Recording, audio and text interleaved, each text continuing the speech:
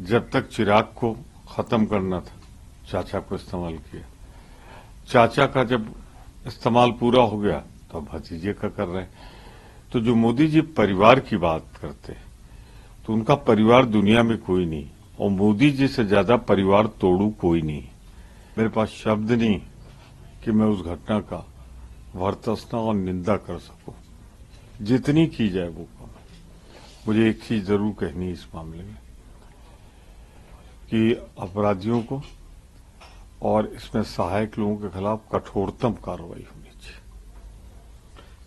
Sir, इसके अलावा प्रधानमंत्री लगातार दक्षिण भारत के राज्यों का रुख कर रहे हैं। केरल में भी गए, तमिलनाडु में गए।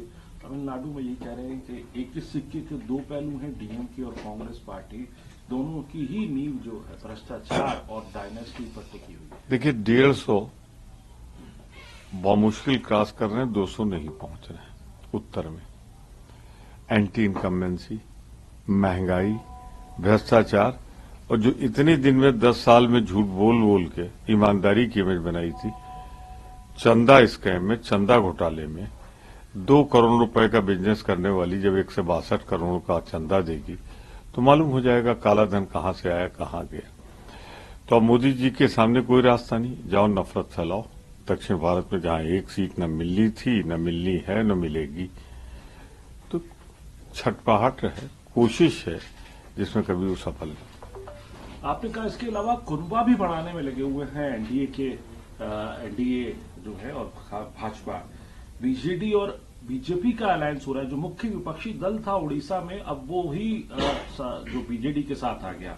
हालांकि बीजेडी के लोग कह रहे हैं कि ये एक बड़े कॉज के लिए साथ आ रहे हैं। वहीं राज ठाकरे भी साथ आ गए। उद्धव ठाकरे कह रहे हैं कि ठाकरे की ही जरूरत पड़ रही है आपको महाराष्ट्र के अंदर। देखिए, बीजेपी वो पार्टी है यूज एंड थ्रो। बिहार में क्या किया इन्होंने, जब तक चिराग को खत्म करना था, चाचा को इस्तेमाल किया।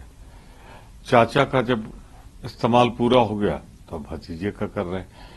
तो जो मोदी जी परिवार की बात करते हैं तो उनका परिवार दुनिया में कोई नहीं, और मोदी जी से ज्यादा परिवार तोड़ू कोई नहीं। पंजाब से कहानी शुरू होती है अकाली दल से।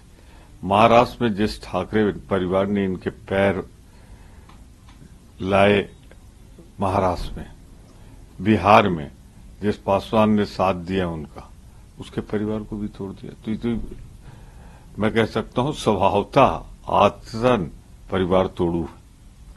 सर, इसके अलावा स्मृति ईरानी अब कह रही है कि राहुल गांधी धर्म की बात ना करे, धर्म के ऊपर राजनीति ना करे। एक तरफ सेकुलर बनते हैं, दूसरी तरफ धर्म की बातें करते हैं, धर्म को बीच में लेके आते हैं। पूरा मामला जो है वो शक्ति शब्द के इस्तेमाल से शुरू हुआ है और जो अब तक लगातार बीजेपी उस पर पलटवार कर रही है।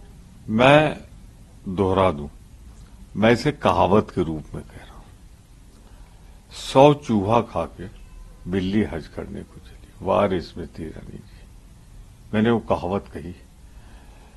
ऊपर से नीचे तक जो पार्टी नफरत की नींव पर, नफरत की दीवार पर, नफरत की छत डालकर नफरत पैदा कर रही हो, वो धर्म के दुरुपयोग के बारे में बोलेगी?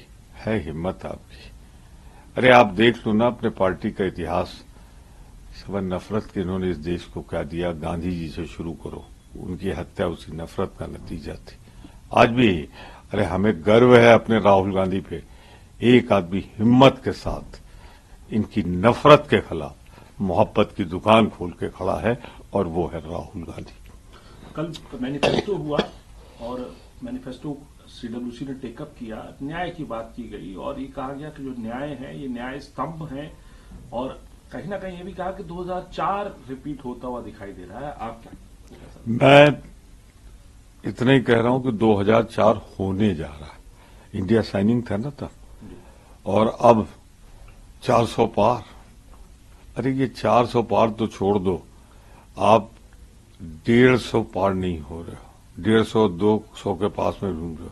महंगाई, बेरोजगारी, मोदी जी के झूठे वायदे, ये तो जो वायदे इन्होंने जीवन में किए, मैं किसी खास घटना का उल्लेख नहीं कर रहा हूं, इनकी तो गारंटी है ही नहीं। इनकी गारंटी तो परिवार से शुरू हुई, हिंदुस्तान के परिवार तक फैल रही। ये गारंटी देते इसीलिए है कि इनको तोड़ना है, तो जनता विश्वास नहीं कर रही।